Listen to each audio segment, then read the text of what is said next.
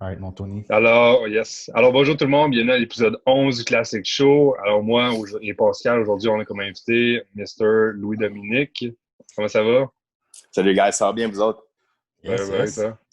Puis, Vas-y, Pascal. Là. ouais. Hey, puis la première semaine de gym, comment tu trouves ça, LD? Ah, ça fait du bien, man. C'est sûr, ça fait du bien de revenir avec les heavyweights. Tu sais, personne ne va dire n'importe quoi, là, mais pour les élastiques, tu vas pas loin avec ça. Là. C'est cool pendant 10 semaines, là, mais pour de vrai, ça fait du bien au corps, pour vrai. Tu sais, tout le monde a été capable de sortir, ou en fait, ceux qui ont essayé sont sortis de leur zone de confort. Ça nous a fait du bien, ça nous a donné un break. Mais là, on est prêt pour repartir ça. Là. Ouais, moi, j'ai l'impression, honnêtement, comme tu sais, ça fait qu'une semaine, fait que je m'avance là-dessus, mais c'est comme si le Ouais, 3 mois, ça a été un deload, genre. vraiment. Tu te Vraiment. maintiens, puis tout. Puis Ouais, là, ouais, ouais. chaque training que j'ai fait cette semaine, c'est genre mes meilleures pompes que je me souviens. Ouais, mais Comme clairement. si le corps, il est genre, il est prime, là. Il est comme fuck, Ben oui. donne-moi-en, là. Mais tu sais, c'est quand la dernière fois que tu as fait ça? Un 3 mois de deload comme ça? C'est jamais, Jamais. là. Jamais. Jamais. Personne n'oserait, là. Ouais. Non, man, je pense que ça va avoir du bon pour une couple de personnes, honnêtement. Ben oui. On est tous propices à faire de l'overtraining assez souvent, là, qu'on le pense ou non. Là. On est souvent dans ce monde-là, dans le bodybuilding, beaucoup d'overachievers. On veut tout le temps en faire plus, voir plus de résultats. Fait que je pense que ce 3 mois-là a été bénéfique pour beaucoup, comme tu dis. Là. Ouais. Hey, dis-moi donc, as-tu des plans pour 2020, toi, au niveau compétition? Bonne question. Honnêtement, j'ai peut-être 5-6 shows que j'enligne, mais pas que je veux faire, tu sais, qui sont dans mes options. OK. J'analyse mes options, mais ça va vraiment dépendre de la situation au niveau des frontières. Parce que c'est pas vrai que je vais me Ouais. rentrer aux States mettre en quarantaine là-bas pendant 2 semaines. Après ça, revenir, être en quarantaine ici pendant un autre 2 semaines, tout ça pour une compétition d'une journée. Non, tu sais, ça, c'est sûr que non. Puis ça va dépendre à quel point que c'est dernière minute aussi. Tu sais, si la situation commence à revenir au niveau des frontières, sharp, pour le mois de novembre, décembre, fin novembre, début décembre, je ne vais pas attendre jusque-là pour me dire si je compétitionne pas. Parce que, tu sais, je ne vais pas le faire last minute, puis je veux quand même me faire une vraie prep. Fait que c'est ça, ça va vraiment dépendre de la situation au niveau du Canada. Là, on va voir ça. C'est vrai, quand tu es rendu, c'est ça, il faut que le monde y comprenne quand tu es rendu pro. Ouais. Il n'y a pas beaucoup de shows ici, là. Non, il n'y a plus rien. Le Toronto Pro cette année n'est plus là, Vancouver Plus non là. plus. Non. Fait que, dans le fond, c'est les deux seuls. Il reste Niagara Pro. C'est vrai. Ouais. Mais Okay. ils n'ont pas mené physique. J'attends de voir, par exemple. J'ai entendu que ça a l'air peut-être qu'ils vont l'avoir cette année. J'ai parlé à la promotrice. Ça se peut qu'ils ajoutent main physique. En tout cas, moi, je pousse dans le cul pour qu'elle nous mette, là. Mais bon. Mais sinon, regarde, on verra. Il n'y a rien de sûr pour le moment. Je pense que ça se peut même qu'ils cancellent le show. Ils ne savent même pas s'il va y avoir le show en particulier. Fait qu'on verra comment ça va se passer. Mais ce serait le fun qu'ils puissent rajouter main physique parce que je pense qu'il y aurait du monde. Tous les Canadiens, en tout cas, ils seraient là. Cette année, c'était-tu juste classique puis 212? Ouais, puis bikini, je pense. Il n'y a même pas d'open bodybuilder, hein? Non, juste classique de 212 puis bikini. Ouais. Y a-tu? Non, il n'y a pas eu de bodybuilder. Non, t'as raison. Non, c'est ça. Ouais. Je sais pas pourquoi ils ne mettraient pas men's physique. Ouais, à la place de 212, je sais pas, il devait avoir genre 10 gars. Ouais, c'est ça pour le reste. Puis je me dis, on est quand même beaucoup de men's physique pro au Canada maintenant. Fait que, tu sais, ça pourrait être une bonne opportunité pour le monde. Puis le monde du East Coast des États-Unis aussi pourrait venir en même temps parce qu'eux, aux States, ils s'en foutent un peu de ça, je pense. Ça pourrait être sharp. Ah ouais, clairement. C'est quand la date du show? Il est au mois de novembre. La date exacte, je ne sais pas encore, par exemple. Je pense que l'an passé, c'était dans le bout du 23, dans le fond, un petit peu comme le dernier tiers de novembre. Mais la date exacte, j'ai aucune idée. Ouais, c'est vrai, c'était au mois de novembre. Ouais. C'est tout jam-pack à cette heure, là, les shows, là, ils ont tout reporté autour de l'automne. Ouais. Au mois de novembre. Là. Ouais. En tout cas, tous les shows qu'il va y avoir vont être stacked.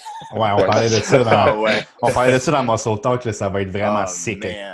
Pour vrai, là, tous ceux qui comme étaient grindés réels pour faire un show là, ben ils sont tous comme reportés en même temps, avec tout le monde va vouloir faire les mêmes. Ah ouais, si tu veux te rendre à l'Olympia cette année, là, tu vas être bon, Chris. Pour vrai, tu vas l'avoir mérité, là. Ça va être sharp, là. Ça va être cool pour vrai. Ah ouais, ça c'est clair. Fait, on aime ça quand on reçoit quelqu'un, man, partir un petit peu des roots de pourquoi, exemple, tu as commencé à t'entraîner. Fait que je sais pas si tu peux nous partir du tout début là, pour toi. En gros, j'ai toujours été attiré par l'activité physique. J'ai toujours été un très grand sportif. T'sais. J'ai commencé à jouer au soccer, j'avais 4 ans. Je pense que j'ai joué pendant 13 ans. J'ai joué au baseball. Le football, ça a été mon sport de prédilection. J'ai joué pendant 6 ans. Je me suis rendu quand même assez loin. Puis j'ai arrêté de jouer à cause de blessures. C'est vraiment là que, après, dans le fond, j'ai commencé à m'entraîner, moi, à cause de mes exercices de physiothérapie. Je faisais de rehab en physio pour une blessure à l'épaule et au trapèze. Puis plus que j'ai commencé à faire de rehab, plus que j'ai commencé à grossir. Puis j'ai commencé à faire, oh shit, tu sais, j'ai des petits épaules qui se développent, j'ai des petits traps, parce qu'honnêtement, j'ai réalisé vraiment vite des épaules et des traps. Fait qu'ils sont venus relativement vite, puis j'ai commencé à faire, ah, ok, c'est peut-être pas pire cette affaire-là, tu sais. Ouais. Next thing you know, je checkais les sites internet, tu sais, je checkais c'est quoi le bodybuilding. J'ai commencé à être un fan de bodybuilding, je pense, en même temps de rentrer au cégep. Dans le temps des vieilles pubs d'Animal avec Frank McGrath, là. Toutes les vidéos, les DVD de Jay Cutler, les DVD de Ronnie Coleman. Tu sais, moi, je capotais là-dessus, je checkais ça, je pratiquais. Je pense que j'ai appris toutes les poses de bodybuilding avant même d'être rentré dans un gym pour faire mon vrai training structuré, tu sais. Je veux dire, j'avais tout pratiqué dans ma chambre. Mais, fait que dès que le foot s'est terminé, tu sais, moi, j'étais habitué de jouer au foot, c'était 6 jours semaine, c'était quelque chose d'intense, c'était quelque chose qui me brûlait, qui prenait beaucoup de mon temps. Puis de passer à ça, à rien, je reste chez nous, je m'en vais à l'école, je rentre chez nous, je fais rien. Moi, pour vrai, j'étais tombé en dépression. J'étais vraiment pas bien, je m'emmerdais, il fallait que je fasse quelque chose. C'est là que j'ai commencé à aller au gym. Puis j'ai pas commencé doucement, tu sais, ça a commencé 6-7 jours semaine directement, puis je suis jamais sorti depuis quand même. Fait que c'est vraiment comme ça que ça a commencé au début. OK, fait que si mettons d'une échelle de temps, c'était quand tu étais au cégep, tu as commencé à t'entraîner. Ça, je suis rentré au cégep en 2007. Fait que j'ai commencé à m'entraîner. Je te dirais que j'ai commencé à m'entraîner pour de vrai après ma dernière saison de foot. Fait que c'était en 2008. J'étais déjà rentré dans un gym, genre au secondaire, on avait un gym à mon école. J'étais allé peut-être une ou deux fois par semaine de temps en temps, mais pas d'ailleurs, on faisait n'importe quoi. C'était pas, je les compte même pas comme des années d'entraînement. On allait sur une machine, on faisait un set, on allait sur une autre. C'était plus du social dans le gym, pour nous faire à croire qu'on faisait quelque chose, mais on faisait absolument rien. Juste pour essayer de bench and plate. T'sais. Mais c'était pas mal ça. Mais fait que 2008, quand j'ai fini le football, j'ai commencé le gym. C'était vraiment, il me fallait un échappatoire, il me fallait quelque chose pour brûler de l'énergie. Puis ça n'a pas été long. En fond, j'ai commencé à traîner sérieusement en 2008, graduellement. En 2010, je montais stage pour la première fois de ma vie. Parce qu'à un moment donné, c'était pas assez juste aller au gym. J'étais un compétiteur, j'avais besoin de quelque chose de plus. Ouais, je vais le montrer. J'ai été chercher la photo. Mon premier show. Ouais, tu vois ça. Coupe Espoir 2010, ouais. C'était-tu dans les premières qu'ils faisaient en 2010? Mon Dieu, non, je pense qu'il y en avait une coupe avant, c'était la FCPAQ dans le temps. Même avant que ça s'appelle la PQ. Ouais, direct ça. Ouais. Coupe Espoir 2010, ouais. J'étais rentré, j'avais terminé deuxième dans les juniors lourds. Ouais. On n'était pas beaucoup, là. Ça commençait le bodybuilding pas mal. Là. Je pense que c'était la première ou deuxième année qu'il y a bikini. Ça venait de commencer. Je pense que c'est la première année de bikini 2010, exactement. Ouais, dans ces bouts-là, hein, avec Jean-Natalia Mello puis tout, là. Ouais, direct ça venait juste de commencer. Il n'y avait pas beaucoup de divisions, tu sais. C'était vraiment... bodybuilding, c'était pour les gars. Il y avait bikini, figure, bodybuilding. That's it. Pour les filles. Ils venaient de rentrer bikini seulement. Il y avait aussi le 202, hein, l'impro? Ouais, ça, c'est... c'est Kevin English puis tout, là. Oui, mais je ne sais pas en quelle année ça a commencé, ça. Je pense que c'est 2009, parce que c'était David Henry, le first ever. David Henry, ça se peut, ouais. Dans ce temps-là, il était hot. Ouais, il était sharp. Je me rappelle les vidéos de training de son dos, c'était ridicule. Ah, fuck, man. Je voyais ça sur YouTube là, dans ces années-là, là, puis j'étais comme, what the fuck, il faisait du rowing, là. Ah oui, c'était un mongol pour vrai, là. Ouais. Le premier coach que j'avais eu, il m'avait dit que David Henry, c'était son beau-frère. C'était son beau-fils. Que David Henry avait marié sa fille. Je suis sûr que c'était probablement de la grosse bullshit. Ce gars-là m'a dit tellement d'affaires pour de vrai, là. Je suis sûr que c'est pas vrai. C'était un gars de Montréal. Son frère. Ah ouais, c'était sa fille qui avait marié David Henry. Puis lui, il m'avait pris sous son aile, puis je vais te faire the next big thing de toi, mais comme, tu sais, mon Dieu, maintenant, je repense à les trucs qu'il me donnait, ça avait aucun sens. Ma diète avait aucun sens. J'ai quand même eu beaucoup de résultats avec lui parce que c'est la première fois de ma vie que je mangeais un peu plus que 3 repas dans une journée, tu sais, on va dire 2 repas et demi, tu sais. Fait que, tu sais, j'ai donné quelque chose, mais pour vrai, les trucs qu'il me donnait, c'était ridicule. À cette époque-là, 2010, t'étais-tu, parce que pas loin du cégep, t'étais-tu junior ou? Ouais, j'étais junior, ouais. Puis dans ce temps-là, c'était jusqu'à 20 ans. OK, t'avais 20 ans, bon. Ouais, c'était jusqu'à 21. OK, j'essaie de me situer un Directement. peu dans le temps. Ouais. Puis là, t'as-tu fait un autre compé bodybuilding après celui-là, avant de faire le switch à... Non, moi, après ça, dans le fond, moi, ce qui s'est passé, c'est qu'après Coupe Espoir, moi, j'étais sur un nuage au début après Coupe Espoir. Je viens de finir deuxième. Dans ma tête, là, je suis le prochain flex wheeler. Je m'en viens, je vais grossir comme un mongol. Je me rappelle, j'avais commencé ma prep, je pesais 170 livres, puis je montais sur stage à 190. Fait que pour moi, déjà, juste ça, j'étais comme, oh shit, j'ai tellement pris de poids. C'est pas que je trouvais ça facile, le bodybuilding, mais j'étais comme, ouais, j'ai skippé toutes mes cardio. Oui, j'ai diété, par exemple. Mais tu sais, pour vrai, j'ai skippé mes cardio. Puis dans le temps, je me rappelle, les styles de diète, c'était très old school bodybuilding. On mangeait en crise. Pour vrai, au niveau des viandes, là, les quantités de viande étaient ridicules. Tu sais, les repas, c'était 300 grammes de viande, puis tout. C'était vraiment juste, puis tu poses pas de questions à ton coach, tu sais, c'est comme ça, puis Ouais. c'est le même, c'est tout, là. Fait que, tu sais, la diète, c'était pas tant dur. Pour moi, je me suis force-feed tout le long jusqu'à la compétition. Tu sais, j'ai jamais senti, un déplique, je savais pas c'est quoi. Aucune idée c'était quoi. Être low carb, aucune idée c'était quoi. Je faisais pas de cardio, je prenais des pilules de fat burner de plus pour coter. Pour vrai, c'était carrément ça. Moi, dans ma tête, ça faisait du sens, ça. Puis, mais après la compé, c'est là que j'ai pogné un 2 minutes. C'est quand là, je me rappelle, c'était Grégory Ulysse qui m'a coaché pour mon premier show. J'ai fini la compé, là, j'étais un junior, je mesure 5 pieds 11, je pèse 190. Il me dit, c'est ta dernière année junior, l'an prochain, tu t'en vas senior. Tu prends le temps de grossir puis tu reviens senior. J'ai dit, OK, parfait. Ben, il me dit, là, t'es vraiment trop petit, là. Il dit, on s'entend à 5 pieds 11, tu peux pas remonter sur un stage tant que tu pèses pas au moins 2,30. J'ai fait, oh, là, j'ai pas un. Aïe, aïe, man. J'ai essayé, tu sais, pendant, je pense, j'ai tapé 3 mois après la compé. First, j'ai eu mon rebound, mais j'ai pas eu un gros rebound pour vrai. Même si, je sais pas, j'avais un métabolisme de feu. J'ai pris 10 livres, peut-être gros max, je faisais 200 livres. Dans ma tête, 200 livres, je viens d'atteindre quelque chose, tu sais, j'étais gros, là. Ouais. Fait que là, je me suis force-feed comme un mongol, mais je me suis perdu là-dedans. Pour vrai, 3 mois plus tard, je me suis ramassé à un point où je faisais juste passer ma journée à cuisiner, passer ma journée à manger. Toute ma vie était focus sur le bodybuilding. Je pense que c'est la partie de ma vie où j'ai perdu le plus d'amis. Puis c'est là que j'ai fait, qu'est-ce que je fais? Pour vrai, j'aime même pas ça, tu sais. Le fait de manger autant, me forcer pour être gros, puis tu sais, je savais que ça allait être long, puis je me pesais à tous les jours, j'angoissais parce que mon poids ne montait pas assez, parce que je pense que j'ai jamais bossé 205 dans ce temps-là. Tu sais, j'avais vraiment pas réussi à. C'était vraiment dur pour moi de prendre la masse. Puis même encore là, tu sais, j'y repense à tout ça, puis je me disais, c'est même pas le fun, coudonc. Tu sais, je suis retourné dans le bodybuilding parce que je trouvais ça cool, le lifestyle, de manger, d'être en shape, de tout ça. Mais là, à un moment donné, c'était rendu une course contre la montre de à quel point tu peux grossir puis à quel point tu peux le faire rapidement. Puis j'avais pas les outils que j'ai en ce moment, je pense, pour handle ce lifestyle-là. Tu sais, maintenant, c'est une autre histoire. Pour moi, c'est la norme, c'est facile. Mais quand j'ai commencé, je venais d'une vie de, on va dire, de party animal pas mal plus. T'sais. Moi, mes amis sortaient tout le temps. T'sais. Je traînais mes boules dans le char quand on allait dans les clubs. J'étais pas dans on dirait un mindset de vraiment, oh, je vais grind, je vais manger, des gros off-season, je vais box. J'étais vraiment pas là. J'étais pas prêt pour ça.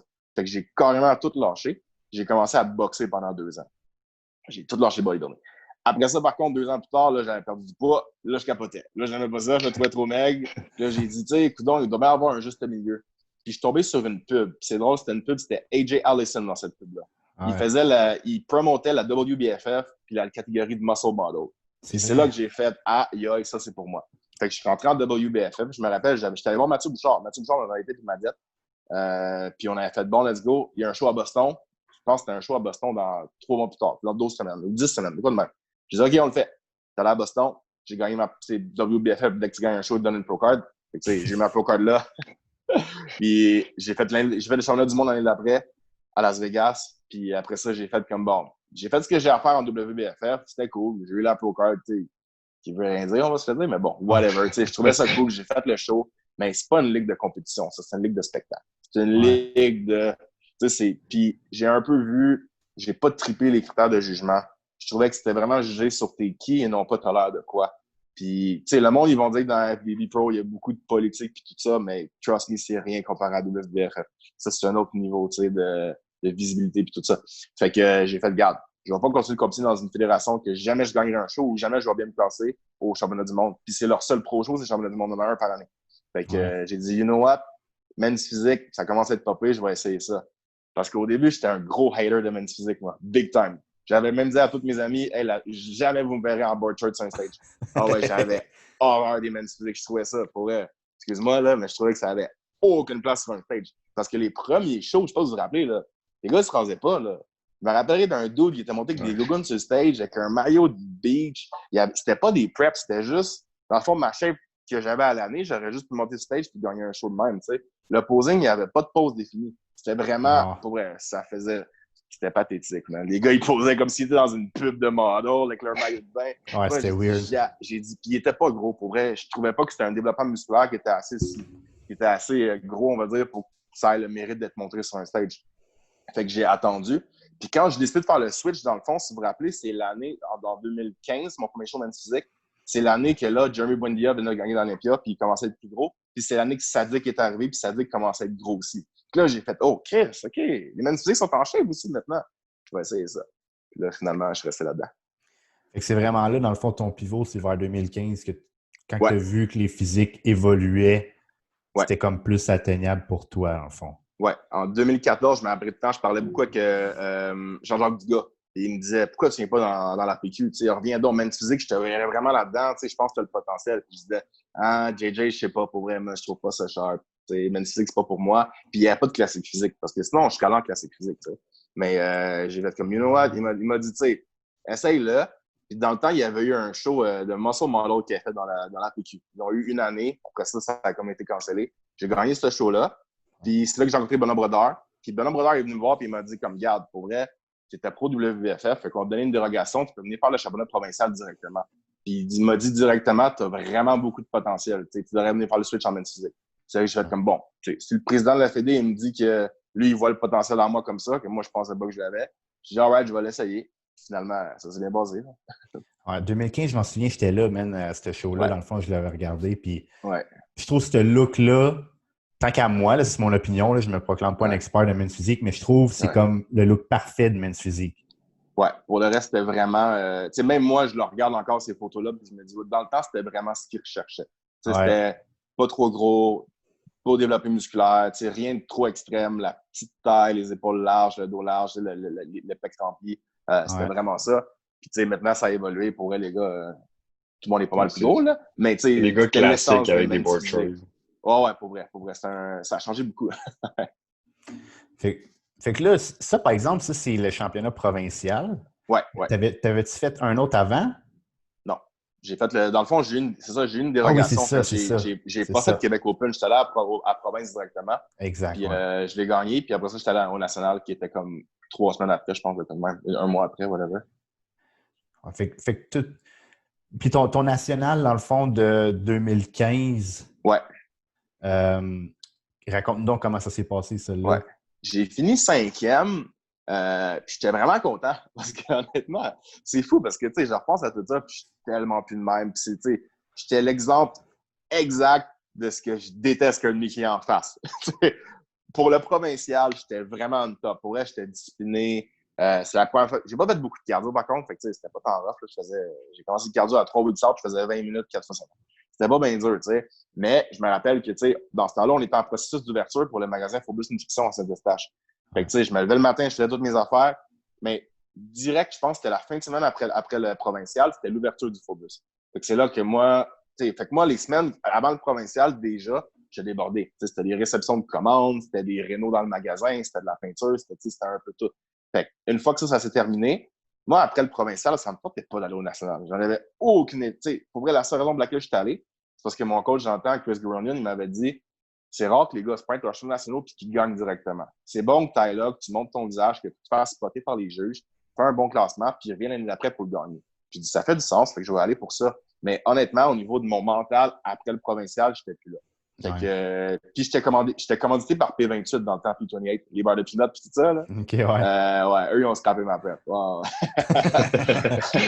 Je recevais beaucoup trop de poudre. Je recevais une boîte à tous 2 semaines de pain, de wrap, de barres de peanuts, puis, tu sais, j'en mangeais tous les jours pour un petit peu, une coupe de cuillère. C'était jamais, tu sais, c'était...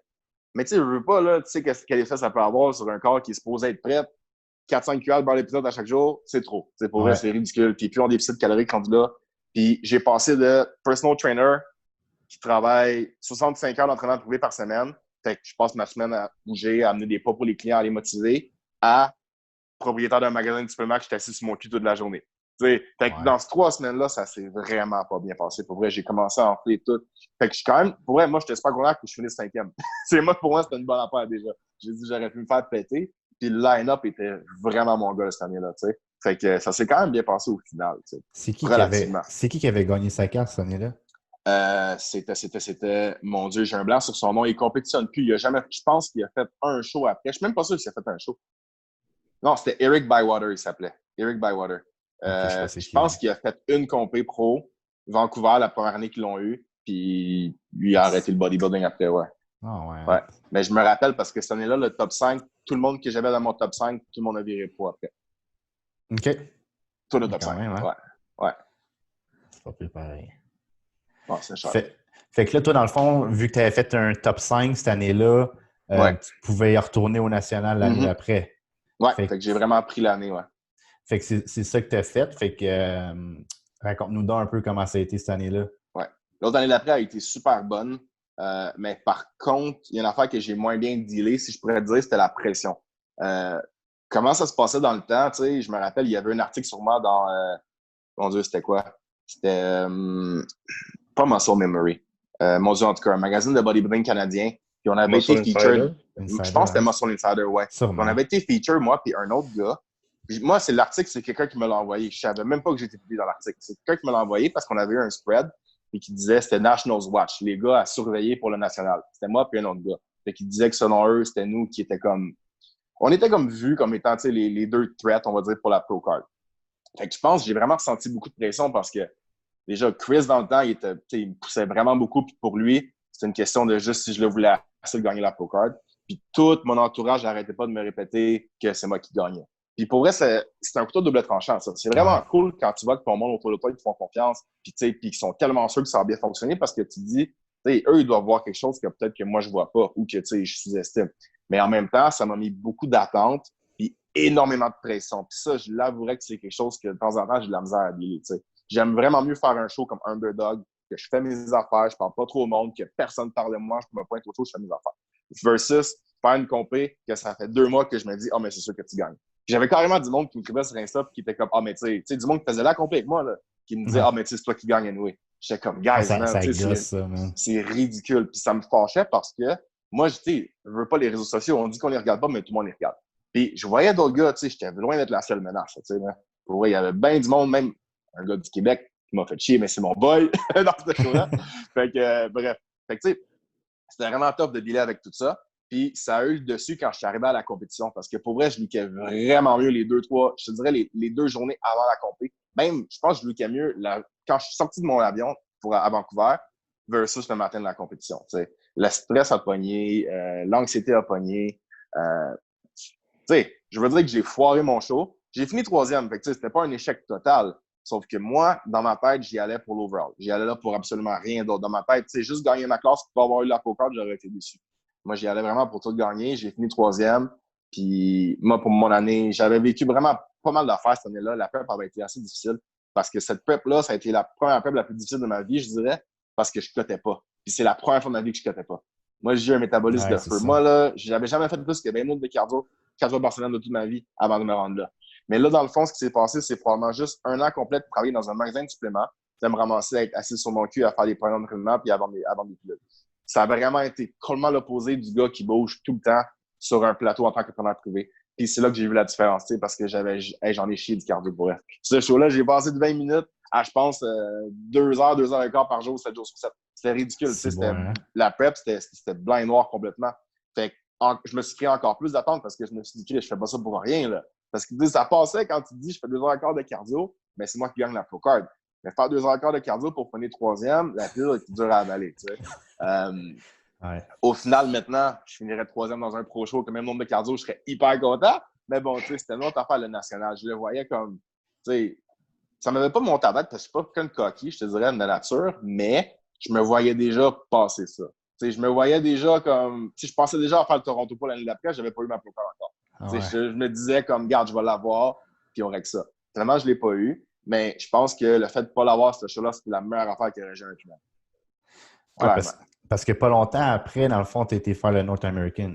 Ouais. C'est ça? Puis j'ai jamais step up mon game autant que de ce national-là jusqu'au Nord-Américain. J'ai jamais vu quelqu'un qui le voulait autant. Après ce show-là, je me rappelle, déjà, je voulais pas le faire. C'est Chris qui m'a convaincu de le faire. Il m'a juste dit, it's only a matter of how bad you really want it. J'ai dit, shit, je joue pas que les sentiments, là. Je peux pas te choquer après quelqu'un me dit ça. Fait que bref, je suis parti. C'était juste 3 semaines qu'il y avait entre les deux. Mais j'étais arrivé à l'autre show, puis j'étais arrivé à l'autre show de 13 livres plus léger. En 3 semaines. Je me suis 13 livres? 13 livres plus léger. Oh, shit, hein? Directement. J'avais jamais été aussi petit. J'étais arrivé au national, je faisais comme 195, je pense. J'étais arrivé à l'autre show, j'étais 187. J'avais vraiment. Moi, je me trouvais un peu trop petit, là. Mais on avait vraiment joué la carte de la condition parce que ce qui m'avait tué au national, c'est que le head judge m'avait dit, si tu serais arrivé un petit affaire plus pack du midsection, tu aurais gagné. J'ai fait comme fuck, c'est ça qui m'a tué. Fait que, oui, j'étais flat quand je gagnais un Pro Card. Oui, j'étais plus petit, mais ce qui m'a fait gagner au final ce show-là, puis c'est vrai, parce que quand je regarde les photos des autres gars, c'est la condition. J'ai battu tout le monde au niveau de la condition dans mon line-up, puis au niveau de la structure, Fait que ça a été une bonne affaire. Ouais, la look était bon. Pareil. Comme tu dis, Ouais. un peu plus flat que des fois, mais on dirait, je sais pas, c'est pas Ouais. grave. Ça, pour la condition, ça donne. Ouais. Puis tout dépend de ton line-up. Tu sais, pour vrai, j'aurais pu me ramasser dans un line-up avec des gars hyper full, puis là, ça n'aurait pas passé. Tu sais. Je me suis ramassé dans un line-up parce que, tu sais, oui, il y avait des gars plus gros que moi, mais il y avait personne de comme, tu sais, non plus 15-20 livres plus gros qu'on fait comme shit, j'ai l'air d'une crevette à côté de lui. Fait que c'était pas une assez grosse différence pour dire comme, OK, lui, il a l'air de manquer de masse. Tu sais. J'étais juste assez de fesse pour dire que je hang avec les autres, mais j'étais plus en condition, j'étais plus dry, puis mon posing était meilleur que les autres. Fait que ça m'a aidé à gagner ce show-là. Puis, ouais, je me serais jamais battu le cul autant si j'avais pas fini troisième à l'autre show d'avant. Ouais, c'était pas pour rien. Puis, dans le fond, au nord-américain, si tu gagnes ta classe. Ouais, là-bas, c'est top. Men's physique, là-bas, c'est top 2. Chaque classe gagne sa pro card. Ouais. Oh shit, top 2? Ouais, top 2 même. Comme les classiques physiques. Classique physique, bikini, men's physique, c'est top 2 de chaque classe qui gagne la pro card. Damn, ça veut dire que c'est là qu'il faut aller, hein? Mais, je voulais absolument gagner. Hey, j'aurais été insulté de gagner ma pro card en finissant deuxième. Ça, je l'aurais pas pris. En plus que je voulais l'overall, puis je l'ai perdu de 1 point contre un gars. J'ai fini deuxième à l'overall. Ça m'a fait chier. Mais en même temps, rendu là, tu sais, ce qui est le fun, c'est que déjà, après le préjugement, tu as été placé au centre. C'est la première fois, tu sais, au show au Québec, il n'y en avait pas. Tu sais, quand on parle dead center in the box, il n'y avait pas de carré sur nos stages à nous autres. Mais là-bas, il y en a un. Fait que la minute que tu rentres dans le carré puis tu restes tout le préjugement, tu te dis, OK, tu sors du préjugement, puis je me disais, Chris, man, je suis IFBB Pro. C'est carrément ça, là. Tu sais, il me reste juste à me rendre au show du soir pour avoir la confirmation. Mais déjà, c'était un bon feeling. Fait que, dans ma tête, j'avais presque commencé à célébrer un peu avant la fin du show. Fait que, tu sais, j'aurais vraiment aimé ça ramasser l'overall, par contre. Mais, tu sais, c'est pas grave, ça aurait été juste la cerise sur le samedi. Ouais, clairement. Il aurait juste pas fallu que je finisse deuxième, par exemple. Là, ça aurait pété ma bulle solide. C'est sûr. Puis, tu as parlé un petit peu de posing. Dans ce temps-là, le posing, y avait-tu les corps de tour ou c'était juste les front to back? Non, mais c'est parce qu'aux États-Unis, ça fait longtemps qu'ils les avaient plus, les corps de tour. Puis ça, je l'ai appris juste parce que j'avais rechecké des photos et des vidéos du Nord-Américain l'année d'avant. Parce que tous les Canadiens, quand on arrivait là-bas, on était fuckés. Parce qu'on arrivait là-bas avec nos corps de tour, nous autres. Puis là-bas, il y a une routine individuelle qu'on n'avait pas ici, nous, au préjugement. Dans le fond, leur style de posing, eux, est le même qu'on a dans la CPA maintenant. Mais eux, ils l'avaient bien avant nous, tu sais. Ouais. Fait que moi, j'étais arrivé là-bas, puis au moins, j'avais fait mes recherches, j'avais fait mes devoirs, j'avais checké des vidéos des années antérieures. Fait que je savais comment me préparer. Fait que, tu sais, mon présentation individuelle, c'était juste 20 secondes, mais c'était vraiment sharp. Puis je sais que j'ai captivé l'attention des juges dedans, tu sais.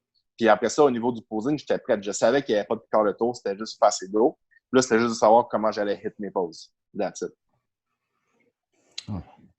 Puis là, dans le fond, ça peut nous faire transitionner un petit peu. Tu sais, là, tu gagnes ta carte pro et tout. Puis là, c'est un petit peu comme si tu recommences du début. Ouais, clairement. Fait que tu vas faire un pro show, puis la game n'est pas la même. Fait que je sais pas si tu peux nous expliquer un petit peu, dans le fond, ta première expérience au premier pro show était comment? Ouais, mon premier pro show, ça a été le Toronto Pro en 2017. J'étais arrivé backstage, puis pour elle, c'est frappant. Tu sais, c'est sûr que quand les deux, vous êtes comme moi aussi, vous êtes des vrais fans de bodybuilding. Tu sais, avant tout, je suis un fan du sport. Je suis pas un gars qui est juste comme. Je connais c'est qui les top gars men's physique, mais je connais c'est qui les top gars bodybuilding. Je connais tu sais, je suis le sport. Je connais, dans chaque division, je connais le monde, tu sais. Ouais. Fait que le fait d'arriver à ton premier meeting des athlètes, puis tous les gars que tu idolâtres, puis que tu suis sur Instagram depuis des années, là, ils sont contre toi maintenant. Tu sais, t'arrives au meeting, tu les vois, t'arrives dans les tentes de tanning, t'es avec eux. T'arrives backstage, c'est tous les gars qui sont là. Tu fais comme, tu sais, j'arrive la première fois que je suis arrivé backstage, puis tout le monde lève son chandail, ça frappe. Tu fais comme, oh, OK, c'est plus provincial, là, puis c'est plus national, tu sais, puis c'est pas le nord-américain non plus. Le nord-américain, les classes sont grosses, c'est fort, mais c'est rien comparé à un pro show, tu sais. Où ce que tu regardes tout le monde, puis tu te dis, fuck, tout le monde est bon. Il y en a pas un là-dedans que je suis comme, tu sais, chaque classe d'habitude dont tu regardes, on va être honnête, il y a au moins 2-3 personnes dans chaque classe que tu dis pourquoi il y a compétition. Il n'y a pas d'affaire là. T'sais. Mais dans un pro show, non. Des fois, mais c'est rare. T'sais. Fait que tu arrives backstage, tu check tout le monde, puis tu dis aïe, aïe, tous ces gars-là, j'ai fait gagner un show régional ici. Tous ces gars-là, je les fais gagner une pro card, mettons. T'sais. Ça fait comme shit. Là, c'est vraiment arrête de réfléchir, laisse les juges faire leur job, je choisis c'est qui le meilleur. Fait que tu ne stresses pas trop avec ça. Mais le pro début que j'ai trippé, mais j'ai pas vécu aucun stress parce que justement, j'avais aucune pression. Là, j'avais plus personne qui pensait que j'allais gagner. Puis le Nord-Américain, je pense que c'est pour ça que j'ai performé aussi. C'est que là-bas, moi, je m'en allais là-bas dans un gros show aux States. Je pensais pas gagner. T'sais, moi, je me suis dit, never know. Mais il y a personne qui me disait, LD, tu vas l'avoir là-bas. T'sais, vraiment, après que j'ai fini troisième, le monde en avait de parler. C'était comme, bah, whatever, il a foiré. Ou pas il a foiré, mais il est peut-être pas aussi bon finalement. Fait que quand je suis arrivé au Nord-Américain, aucune pression. Puis quand je suis arrivé à Toronto, tu sais, qui s'attend à ce que tu gagnes ton pro début en men's physique? Personne. Ouais. Fait que moi, c'était vraiment, j'ai pu enjoy l'expérience jusqu'au bout, à fond. Puis je pense pour ça s'est super bien passé aussi en plus. Ça, c'est clair. Puis là, dans le fond, ça, c'était en 2017? 2017, ça, ouais. OK. Puis là, après ce show-là, c'est lequel que tu as été faire? J'ai fait lui. Dans le fond, Toronto, j'ai fini 6e, puis j'étais content parce que mon but, je me suis dit, si je peux faire le first call-out, ma journée est faite. Puis je l'ai fait. Fait que j'étais super content déjà de l'avoir fait. Ouais. Après ça, 2 semaines après, il y avait une compétition à Miami. Ouais, Puis j'ai ça, dit, garde, je vais le faire encore. T'sais. Puis là aussi, j'ai trippé. J'ai fini 7e à une place du premier call-out. Mais par contre, dans le premier call-out, je pense que tous les gars qui étaient là, c'était tous des Olympiens. Fait que je me suis dit, garde, j'ai pas fait le premier call-out dans celle-là, mais le top 5 le top 6 était vraiment solide. Fait que whatever. Puis j'avais vraiment, je trouve que dans ces 2 shows-là, je m'étais vraiment amélioré physiquement. Fait que pour moi, c'était une victoire aussi. Juste au niveau de à quel point tu peux te dépasser puis atteindre un meilleur. Ça a été ma meilleure shape, Miami, ce show-là. C'est celle-là, Muscle Beach? Ouais, c'est ça. Ouais, folle. Fait que, à ce show-là, j'étais vraiment, tu sais, comme. C'est un bon feeling en tant que compétiteur quand tu te réveilles le matin, tu regardes le miroir puis tu fais comme, ouais, je suis solide. Ouais, quand tu es satisfait. Oui, ouais. C'est ça. Peu importe les résultats, j'ai même pas besoin de l'approbation des juges. J'aurais pu me mettre dernier. Moi, j'aurais fait comme yo. Checker mes photos, puis je sais que j'étais on. Je sais que j'étais bon ce show-là. Ma routine, je l'avais améliorée. C'est un show que pour moi, là, j'aurais jamais pu être plus fier. Je me rappelle, j'étais sorti du stage, puis Chris, il m'attendait, puis il avait l'air. Tu sais, quand tu sais pas si en fait, t'es comme déçu, fait que tu sais pas trop comment il parlait. Parce que lui, il pensait que j'aurais été vraiment déçu de pas faire de la première call-out, mais j'étais comme, bro, pour vrai, man, t'as vu ma shape puis t'as vu le monde, j'étais super content pour moi. Là. Je trippais. Ouais. Puis j'étais à Miami, fait que j'étais commencé à manger pour s'en aller à la beach. Mais moi, je suis sûr que là, il y a du monde qui écoute, qui vont écouter ça puis qui vont dire, OK, mais quand on regarde ta shape, qu'est-ce que tu veux avoir de plus en tant que men's physique? Okay? C'est quoi qu'après, quand tu as fait ces compétitions-là, t'es comme, c'est quoi que ça me prend pour être justement dans le top 3, mettons? Ouais. À ce stade-là, mon plus gros problème, c'était le 16. Puis ça, c'est vraiment, tu frappes quand même un mur quand tu rentres dans les pros. Surtout parce que dans les amateurs, dans le temps que moi j'ai fait, que je compétitionnais en men's physique au niveau amateur, le 16, c'était vraiment une question, il faut pas que tu sois trop gros. Il aimait vraiment pas ça. Non, il y avait une distinction claire entre bodybuilding et men's physique. Tout comme maintenant avec les divisions, puis les men's physiques sont aussi gros que les classiques. Dans le temps, c'était si t'étais trop gros, tu rentres pas. C'est pas bon, tu gagneras pas. Fait que, tout le temps, quand je me rappelle, moi, Chris, il me nourrissait pas bien dans le show. Là. Pour vrai, il me carbait pas en mongol parce qu'au niveau amateur, c'était tout le temps, t'es trop gros. Je me rappelle, le premier show, on m'avait dit, il faut que tu rapetisses. Pour faire province, la première année, j'avais rapetissé, dans le fond, parce que j'étais un petit peu plus gros que ça avant de commencer après. Mais au final, ça s'est bien passé, puis j'avais gagné. Mais là, une fois que tu vas pro, puis tu regardes les gars, tu te dis, fuck, faut que je prenne 15 livres, man. Fait que moi, c'était carrément ça. Mon problème, j'amenais mes 2 premiers shows, j'ai amené des bonnes conditions. J'avais une belle ligne, c'était juste de remplir l'enveloppe. Fait que plus de chest, plus de bras, plus de dos, plus d'épaules. Mon dos n'était pas pire, mais il m'aurait fallu quand même plus de tout le reste. Ouais. Puis c'est là que la game a changé après aussi, quand j'ai commencé à chase le 16. Ouais. La game est devenue plus difficile.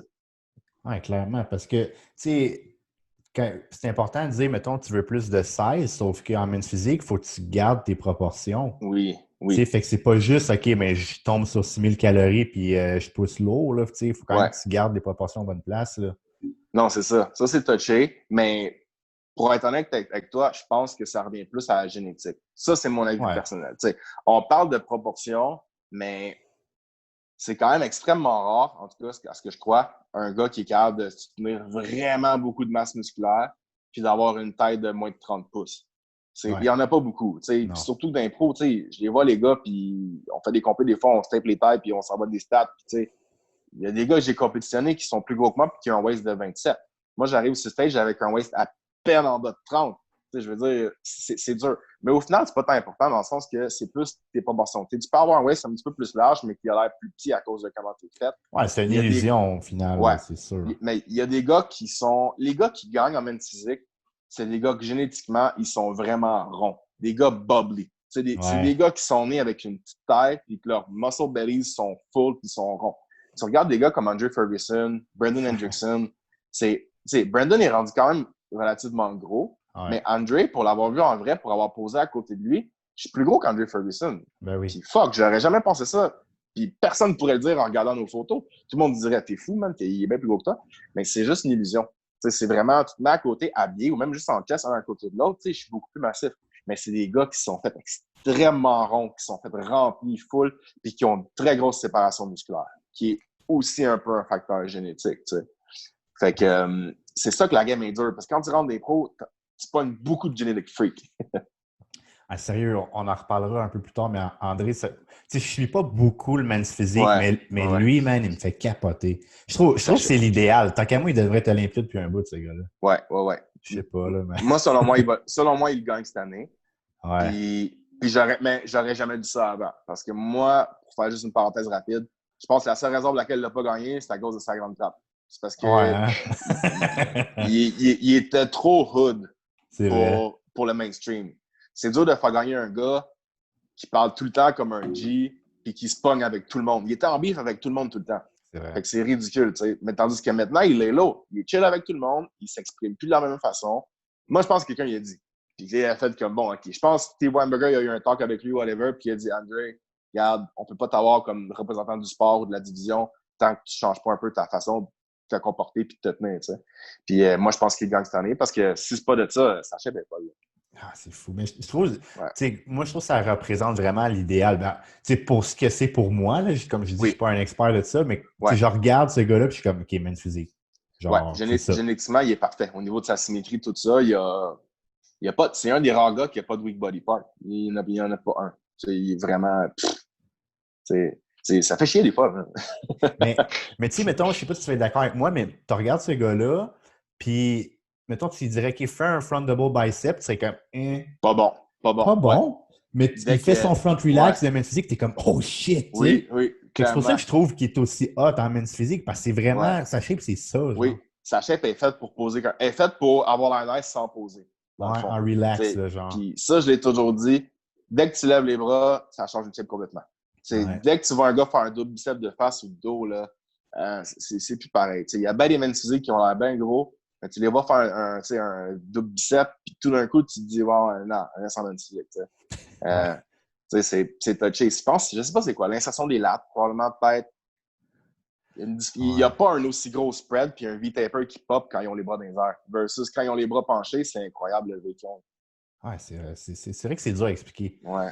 Fait que là-dessus, j'ai mis la photo de ton Arnold Classic. Arnold Classic, ouais. Fait que là, comme tu parlais tantôt, quand tu as fait le Toronto Pro au début, que là, tu rencontres un petit peu tes idoles, tu sais comment la game est changée. Mais là, au Arnold Classic, c'est un autre niveau encore, là. Ouais. Puis ce show-là, je pense que ça fait chier parce que ça a été ma prep la plus courte à vie. Je pense que j'ai prep 10 semaines pour cela parce qu'il est au mois de mars. Puis nous, les invitations, la confirmation que j'étais in dans le show, je l'ai eu genre fin décembre. Fait que j'ai commencé ma prep le 1er janvier. C'était carrément c'était un 2 mois de prep. Mais c'est une prep que je dirais que j'ai un peu foiré par ma faute à la fin. Au niveau du peaking et tout. J'ai un peu trop mangé. Mais sinon, ma condition avant ça était folle. Je me rappelle parce que, tu sais, dans ce temps-là, c'était Julien Geoffrion qui faisait mes trainings. Puis, tu sais, on se voyait pour des trainings des fois, puis tout ça. Puis, il m'avait dit, Big, t'es solide. Là, va pas trop carber, là. Faut pas que tu fies tes lignes. Ben non. Le texte après le show, ouais, c'est trop carber.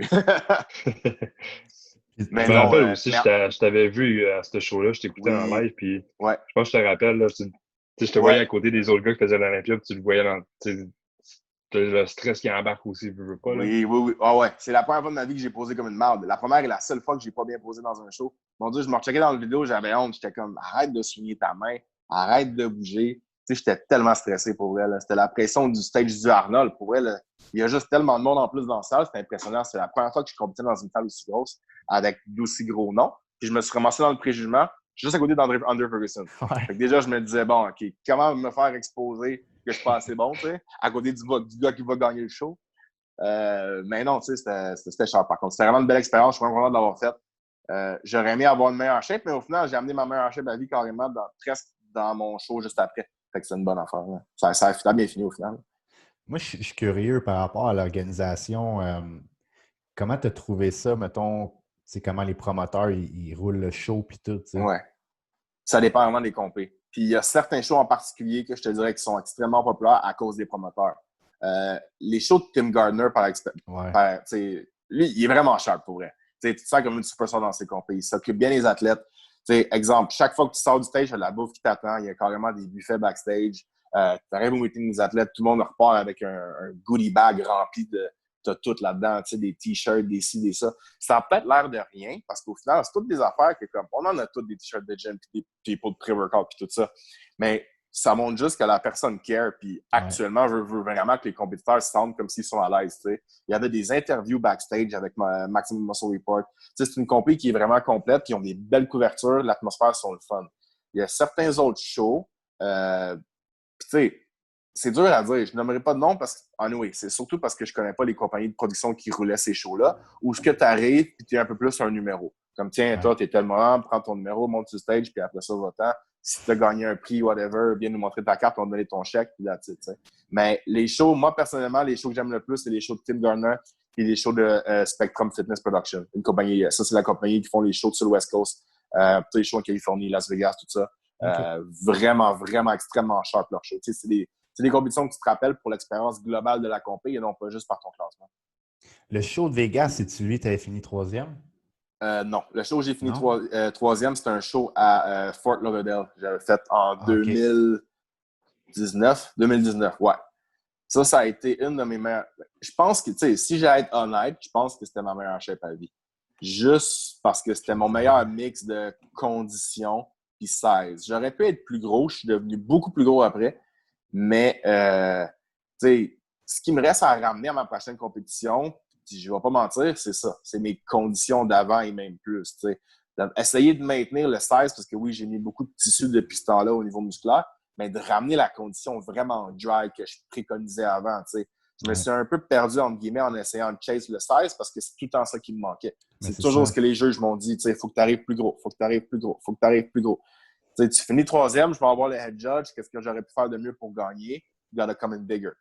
OK, je vais grossir. À un moment donné, là, tu grossis, now get drier. Ouais, des fois, on ne peut pas tout avoir. Ouais. Mais bon, c'est ça le bodybuilding, par exemple. C'est un never-ending process. Ouais. Les gars en men's physique sont tout le temps de plus en plus gros aussi. Là. Depuis comme 2015 que ça a commencé, ils ont comme doublé de size. Ouais. Ça évolue. Puis ce qui fait chier dans la ligue, dans Pro League, c'est que ça dépend où tu compétitionnes. Si tu vas sur le West Coast, dans les shows de Spectrum Fitness, c'est Sandy Williamson, la judge, celle qui juge le show de Vancouver. Elle aime les physiques plus esthétiques. C'est pas une fan de Mass Monster.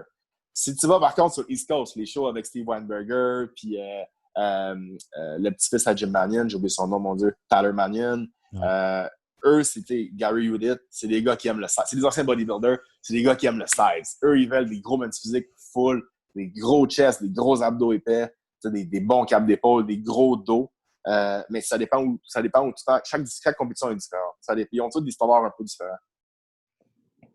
Ça, c'est vrai. Là, on a touché un petit peu tantôt à qu'est-ce que ça prend, mais j'aimerais ça qu'on essaie d'approfondir. C'est quoi ça prend pour être un bon men's physique, mettons? Fait que, tu sais, là, toi, mettons, tu as un client qui vient te voir et dit, gars, moi, je veux compétitionner, mais je ne suis pas sûr entre men's physique et classique. Ça doit t'arriver quand même souvent. Fait que c'est quoi que ça prend pour être un bon men's physique? Ouais. C'est dur à faire un peu la différence, honnêtement, au niveau des structures entre men's physique et classique, parce que je trouve que c'est un peu similaire. Dans les deux cas, c'est des catégories où tu vas vraiment gagner avec un look esthétique, avec un gros V-taper, une petite taille de mise.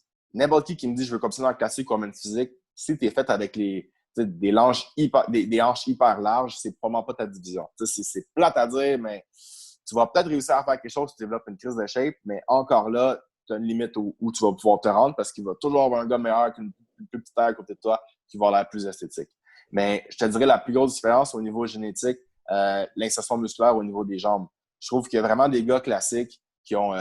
des gars qui ont... Il y a du monde qui... Ta cuisse, elle a une largeur de base. C'est ça que j'ai remarqué. Il y a des personnes que leur cuisse est faite vraiment narrow. La mienne est comme ça. C'est pour ça que la seule façon que j'ai d'essayer de grossir mes jambes, c'est d'abuser mes adducteurs tout le temps comme un mongol. Mais il y a du monde qui n'a pas ce problème-là. Leur cuisse est faite à la base large. Ils ont un teardrop au niveau du quad qui est vraiment deep. Ils ont un sweep qui est aussi... Tout le monde veut tout le temps plus de quad sweep, là. Mais honnêtement, c'est génétique. C'est juste comment ton quad il se développe. N'importe qui me dirait comment je fais pour avoir plus de quad sweep, mais plus de quad. C'est poche, mais c'est vraiment la seule réponse. Tu peux pas vraiment juste faire arrondir ta jambe si c'est pas la forme de ton muscle à la base. Tu peux juste la rendre plus grosse. Mais il y a des gars génétiquement que je le remarque, ils rentrent dans le bureau, je vais checker leurs jambes, puis c'est pas nécessairement que les gars sont gros, mais ils ont une belle rondeur au niveau du quad. Ça, je me dis, ce serait dommage de cacher ça dans des board charts. Continue de grossir tes jambes, puis classique, c'est le look à toi. Une autre chose, ça revient à ce que tu disais tantôt. Quand les gars ils lèvent les bras, ça change une shape. Ouais. J'ai vu beaucoup de gars, quand ils posent relax, ils sont pas impressionnants pour 2 scènes. Quand ils lèvent les bras, tout d'un coup, on dirait que leur physique prend vie. Autant de face que de dos. Puis c'est là que je me dis, c'est même pas une question de grosseur, tu peux pas faire men's physique parce que t'es pas nice quand tu poses pas. C'est ça qui est poche. Men's physique, il faut que tu aies l'air bon en étant juste comme ça. Tu peux pas tricher, tu peux pas flexer, tu peux pas dire « Ah, mais check, mon chest est strié plus ». On le verra pas, ton chest strié dans ta pose. T'es dans une pose relax. Fait que c'est pas impressionnant. Tandis qu'il y a du monde qui, leur physique prend vraiment vie lorsqu'ils flexent, puis c'est là que tu découvres toute l'ampleur puis la magie de leur shape, c'est ça qui est impressionnant. Fait que je dirais que c'est ce qui fait pas mal la différence entre les deux. Ah, c'est vrai, c'est quand le monde pose. C'est quand le monde pose que je me dis « OK, tout est un classique ». Parce que quand tu poses, je vois des affaires que je verrais jamais en men's physique, puis t'es pas impressionnant quand tu poses pas, mettons, t'sais. Mais l'inverse, c'est vrai. J'ai vu ben des gars qui posent pas, qui ont des shapes de fou, puis dès que je les fais poser, ça a l'air weird. Tu vois, comme tu sais, oui, je me dis, ils pourraient travailler sur leur posing, mais il y a de quoi de pas naturel. L'agencement des muscles fit comme pas autant. Tu les checks dans le side chest, il y a de quoi de croche. Ça n'a pas l'air naturel pour du tout. Mais alors que tu leur mets mettre une main sur la hanche, tu te places comme ça, puis tout d'un coup, tout flow. Fait que, ouais, c'est pas mal ça, je dirais, les plus grosses différences. All right. Puis il y a de quoi aussi, moi, même c'est pour personnellement, mettons, le posing men's physique, OK? Ouais. Ça a vraiment évolué depuis le début. Beaucoup. Fait que, si on s'en tient à ce que c'est maintenant, comment, mettons, toutes les transitions qu'il y a, puis tout, OK? Je veux savoir, à ton avis, c'est quoi qui fait un bon posing de men's physique? C'est quoi qu'on cherche à regarder vraiment? Ouais. Honnêtement, ça, je trouve que c'est quelque chose qui a beaucoup changé. Au niveau du posing, je pense qu'on est allé dans un extrême où on était tout en train de danser sur le stage, puis qu'on est revenu un petit peu vers l'entre-deux. Puis je suis le premier à me guilty of that, tu sais. Je me rappellerai tout le temps ma routine pour mon pro début, le nombre de messages que j'ai reçus de monde qui avait oh wow, c'est la plus belle routine que j'ai vue de ma vie. Mais maintenant, honnêtement, je n'oserais jamais poser comme ça. Hey, je serais pas capable. C'était too much, vraiment too much, tu sais. Puis les gars qui gagnent en ce moment, quand tu regardes leur routine, c'est ça qui me fait croire que c'est ça vraiment le style qui est privilégié. Garde ça simple. C'est vraiment ce qui fait un bon poseur, je trouve, ça a l'air weird, mais c'est pas tant les poses, c'est plus l'attitude, le swagger, le stage presence qui vient avec le gars qui fait les poses et non pas les poses en tant que telles. Tu sais, puis j'essaie de faire un gros discernement entre le posing et le stage presence. Parce qu'il y a du monde qui a un bon posing, mais qui a un stage presence de merde. Ouais. C'est pas beau. C'est comme un danseur qui n'a pas d'expression faciale. Tout d'un coup, sa danse n'est pas cool. Tu sais, ce qui m'a toujours impressionné des danseurs en général, c'est ça. C'est à quel point leur visage est expressif, puis que ça fit dans leur mouvement, puis que ça rajoute de la gueule et de l'attitude à tout ce qu'ils font. Mais en bodybuilding, c'est la même affaire. C'est vraiment ce que tu vas... Puis toi, Pascal, tu es bon là-dedans, justement, dans tes routines aussi. On voit que dans ton visage aussi, tu es impliqué. Ça démontre beaucoup plus de passion. On a envie de regarder ça. Des fois, on voit des gars... Un gars qui a une belle routine, mais qui n'a pas de stage presence, ça a l'air d'un gars qui fait juste pratiquer. Ça a pas l'air d'un gars qui... C'est ça. Ça a pas l'air d'un gars qui donne un show.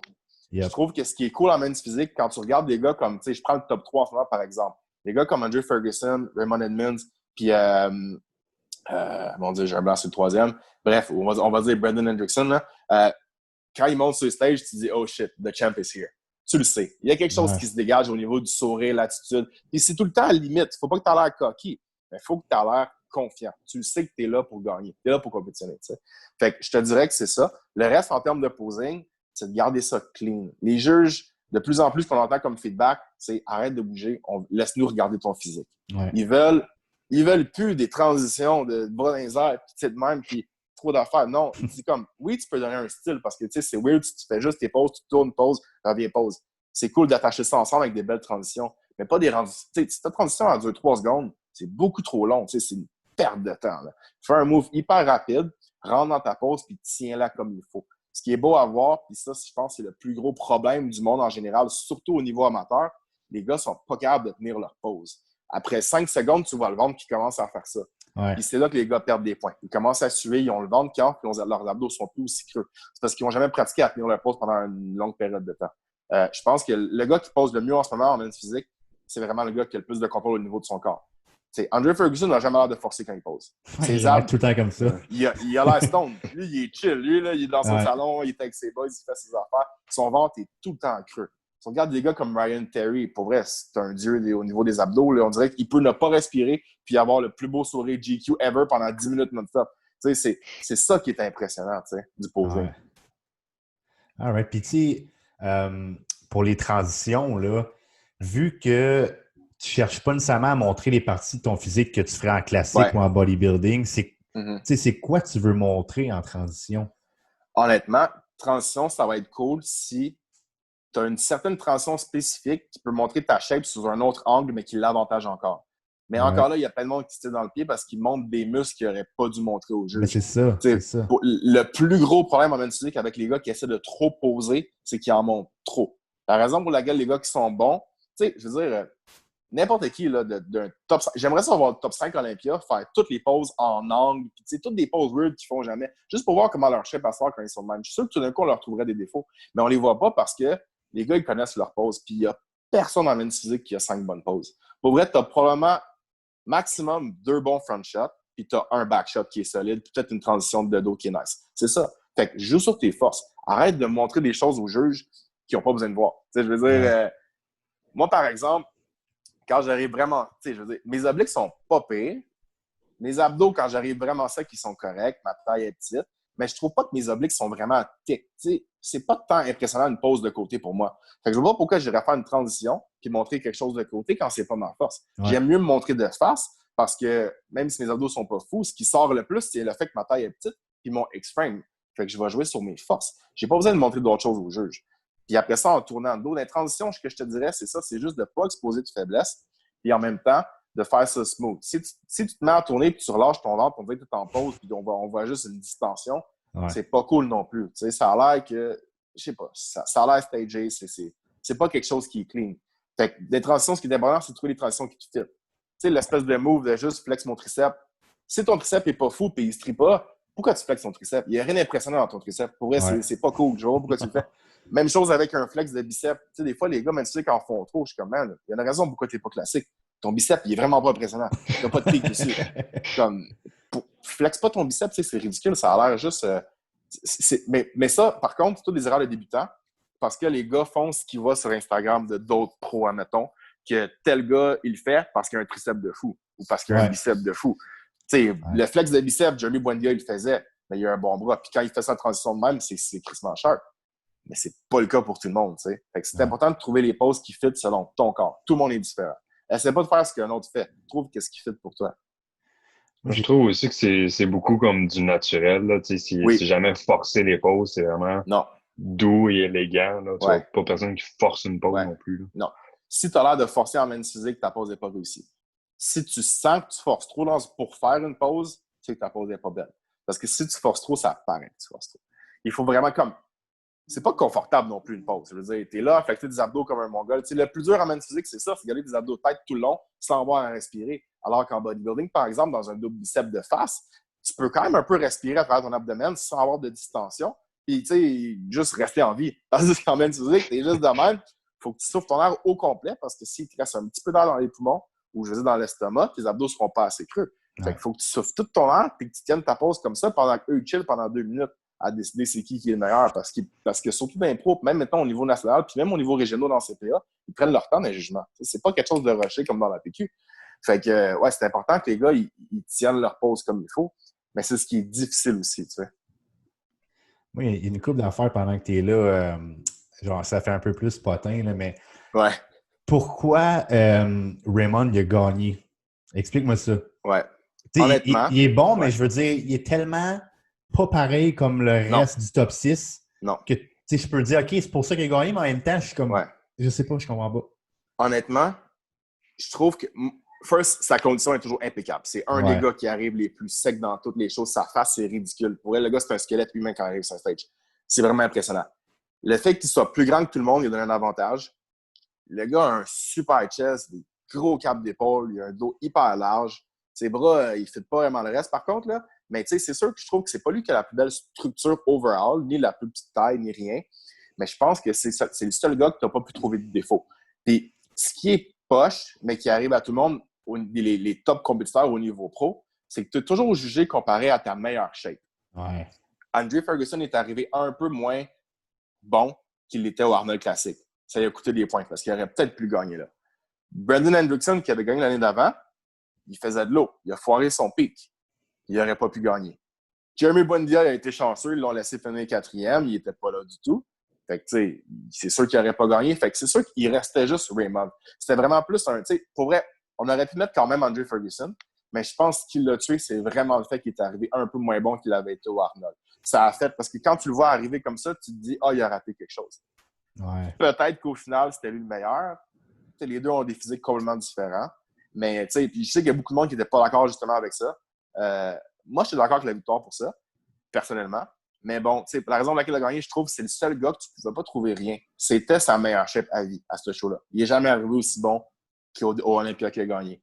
Fait que je pense que ça joue à son pouvoir complètement. Puis en plus, tu n'as rien de négatif à dire sur ce gars-là. Pour le vrai. Au niveau de l'image du sport, il parle bien. Il parle bien, il paraît bien. C'est un père de famille monoparental. Tu sais, je veux dire, c'est une belle image. C'est clean. Andrew Ferguson n'avait pas la même image dans le passé. puis Brandon a foiré. Fait qu'il aurait peut-être redonné à Brandon, mais c'est lui qui a perdu le titre lui-même. Ouais. Non, puis d'après toi, Buendia, il fait-tu un comeback? Je pense qu'il va essayer. Pour vrai, j'aimerais mieux qu'il essaye pas. Ouais. Je sais pas, mais on dirait que je le vois, peut-être c'est moi qui est pessimiste, tout ça, mais on dirait que je le vois déjà comme un genre d'essai de comeback story qui va foirer. Ouais.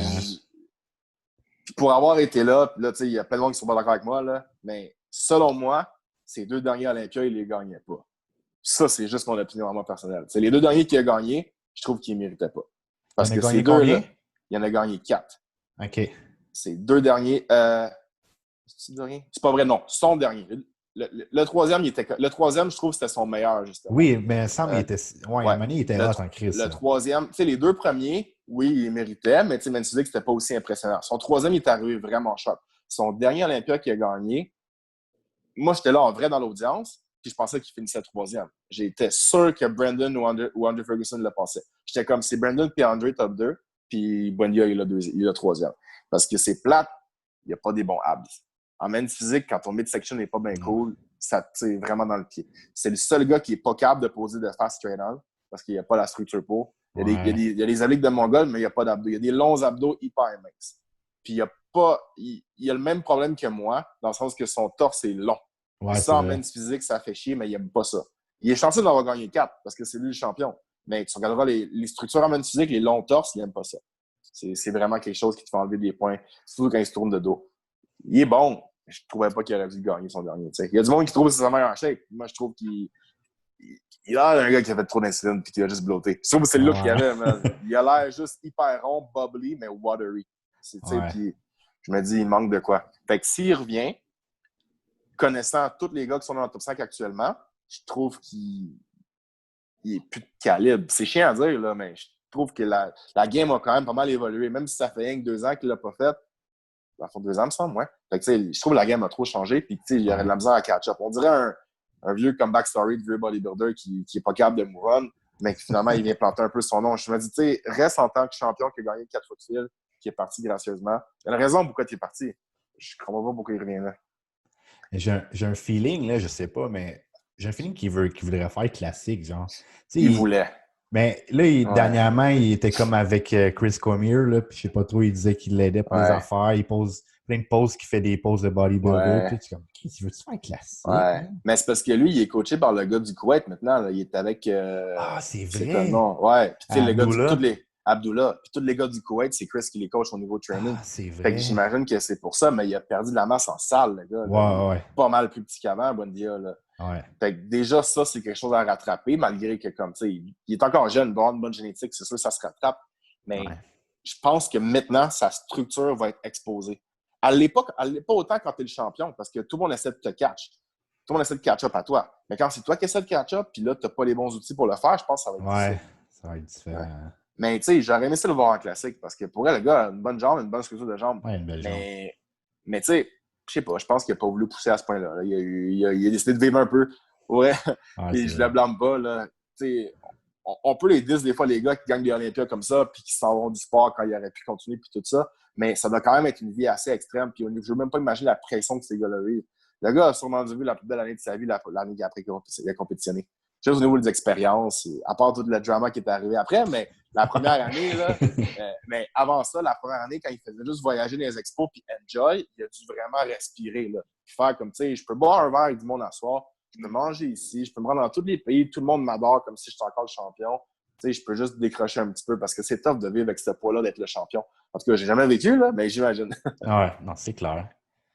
Ouais. Moi aussi, tu sais, on parle des men physiques qui, comme Jeremy, tu disais, qui commençaient à avoir l'air un peu trop gros et niveau insuline. Penses-tu que les shapes de men physiques ont comme atteint un plateau et qu'ils vont arrêter d'être plus gros que ça? Oui, personnellement, je pense ça. Puis une des raisons pour laquelle je pense ça, c'est parce que, tu sais, j'étais en contact direct avec Brandon Hendrickson, puis son coach, parce qu'il m'a coaché dans la saison. Puis, tu sais, c'est ça, le Mendes, le coach, il me disait, ils ont dit à Brandon, tu peux plus grossir. Ils ont carrément dit, t'es max out en ce moment. Fait que c'est pour ça que le gars, la seule place qu'il a de prendre la masse, c'est dans ses jambes. Fait qu'il arrête pas de grossir ses jambes parce qu'il veut switch en classique éventuellement. Mais il n'est pas en train de chase du size.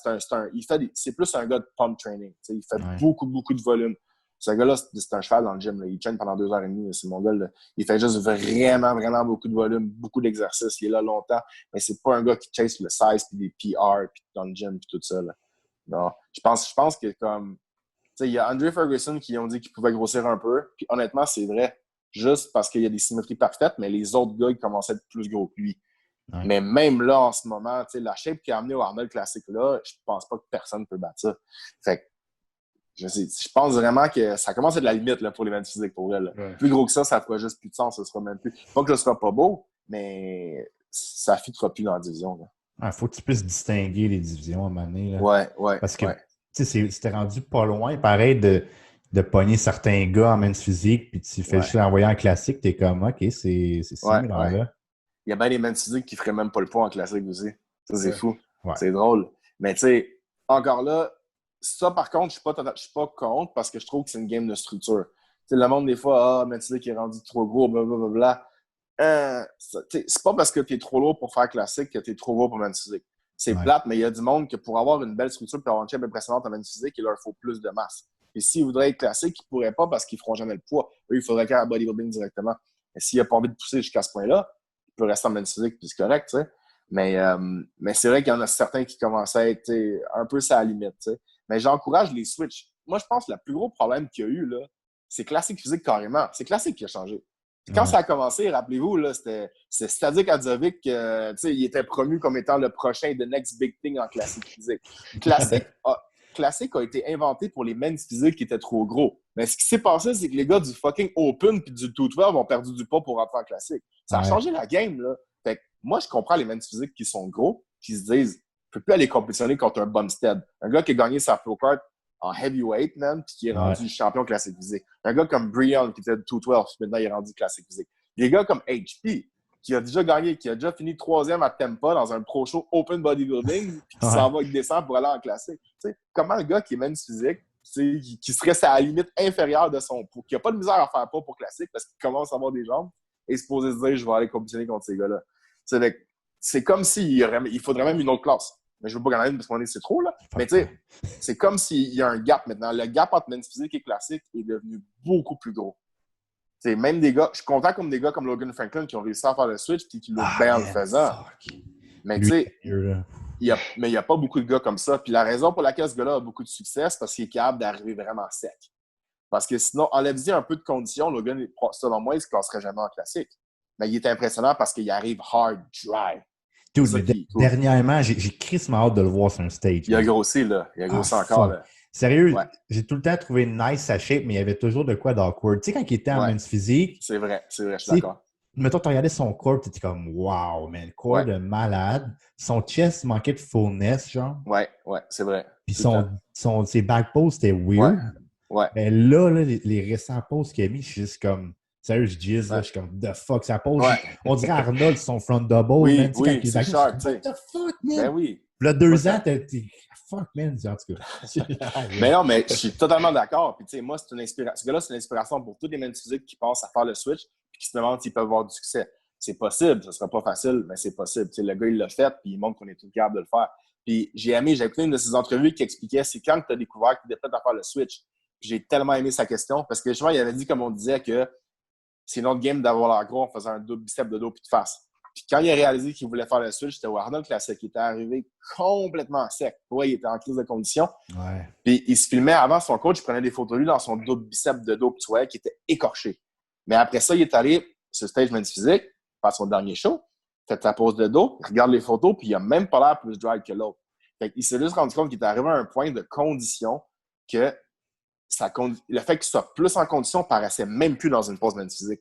Parce que j'avoue qu'il y a un peu de limite. À part tes abdos qui creusent plus, là, ta séparation dans ton dos, au niveau musculaire, dans un double biceps de dos, dans une pose où tu fais juste spread, on la voit pas tant que ça. Il faut que tu poses pour ça. Il faut que tu fasses un side chest. Il faut que tu fasses un side tricep pour voir que ton tricep il fait au complet comme ça. Fait que lui, il a juste réalisé comme oh shit, j'en ai trop à montrer puis je pourrais pas le montrer. Il a réalisé qu'il a atteint son sommet. Il gagnait pas l'Arnold avec sa meilleure shape à vie. Et il s'est dit, gars, je gagnerai pas l'Olympia. Puis il avait raison. Move on, puis il devient une inspiration en classique physique. Puis il y a la condition pour se rendre loin, pour vrai. Mais il y a la condition, puis il y a la gueule. On l'oublie pas, mais c'est un market, là, la vie Pro League. Là. Fait que, il faut que tu aies le look. Il faut que tu aies le look pour aller avec ça. Là. Ouais, non, sérieux. Il faut une coupe de blanc dans le top 10 Olympia en classique. Là. Oui, il en faut plus. Il en faut plus. Il y a une coupe qui s'en va à 2-12 aussi, là, avec George Peterson, Keon. Ouais, puis Keon. Keon, j'ai hâte de voir ça, man. Mon gars, le gars. C'est fou, man. Il va être coaché, tu savais, par Dorian à ce temps? Ouais, par Dorian. C'est une bonne affaire. Il va enfin son premier vrai coach. C'est vrai. Tu sais qu'il était coach par Flex Wheeler, man. Ouais, ça, là. C'était weird un peu, ça. Mais tu sais, c'est le fun de se faire coacher par une légende comme ça, mais comme on se valera pas la face, le first Flex Wheeler, il a été coaché par quelqu'un, là, puis la game a changé en masse. La game a changé en masse depuis ce temps-là. Puis je peux te dire que c'est sûr que Flex Wheeler ne coachait pas Keon comme il coachait, comme lui se faisait coacher par Chad Nichols. C'est impossible. Ça. Surtout pas Keon, un gars qu'il a genre même pas 2 ans, il est encore en Ali. Fait que non, oublie ça, c'est sûr que non. Fait que moi, je pense qu'il n'a pas appris grand-chose avec Flex. Il a juste comme stallé, mais le gars a tellement de bonne génétique que ça ne fait pas mal aller. Ouais. Après ça, avec PJ Brown, il en a fait un petit peu plus, mais encore là, c'est PJ Brown. Là, il s'est pogné un vrai coach qui fait ça de sa vie pour de vrai. Là. Ça va être hâte de voir. J'espère qu'il n'attendra pas trop longtemps, man. Tu sais, c'est wise d'attendre longtemps, mais j'ai hâte de voir, man. Ouais, mais c'est parce que je pense que le gars, où ce qu'il en est dans sa carrière et dans son nom, il se dit, je m'en vais pas là comme... Tu sais, moi, mettons, je ferais ça en classique physique. Je serais content juste de faire premier, deuxième call-out dans mon premier show classique, tu sais. Lui, il se dit pas la même chose que nous. Lui, il se dit, je m'en vais dans un show pour faire un bang, puis je gagne, puis je mets mon cul à l'Olympia direct. Tu sais, c'est sûr que c'est ça qu'il se dit. Je pense que George Peterson se dit la même chose. Fait que, tu sais, je pense qu'il y a un autre level à ça, puis il se dit, je suis peut-être mieux de prendre mon temps, continuer de grossir. Surtout que, fuck, man, le gars, il grossit. À chaque semaine, on dirait qu'il a doublé. Il profite-en, là. C'est fou. C'est fou. Ouais. Génétique est ridicule, puis sa taille, elle grossit pas, on dirait. Continue. Hein? Ouais, son vacuum il est tout aussi deep à chaque fois. Ouais, c'est ça. Il est en off-season, il vacuum en mon gars, je comprends pas. En tout cas. Ouais, ça fait pas pire. Ça fait pas pire le taux. Je pense que parler de même, on va se trouver de quoi, puis on se fera un petit muscle talk. On va trouver des sujets, ça serait sharp. Ben oui, ça me fait plaisir. Fait que on va te remercier d'être venu, mon vieux. Ça me fait plaisir, man. Puis, comme on dit... un autre point de vue là, de men's physique, là, parce qu'on a parlé d'un gros bodybuilding classique, puis là, il en manquait une. C'est correct, c'est un petit point de vue de board shorts, de men's bikini. Ça prenait le best pour ça. All right. Fait que merci, guys. C'est bon. Good.